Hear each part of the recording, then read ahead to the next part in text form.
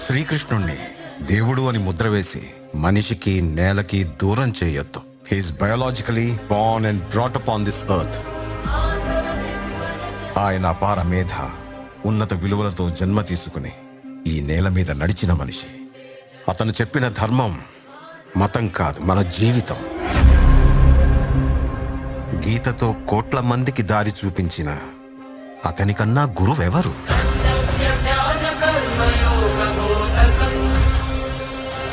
రక్షణ కోసం సముద్రం మధ్యలో ద్వారకా నగరాన్ని కట్టిన అతనికన్నా గొప్ప ఆర్కిటెక్ట్ ఎవరు?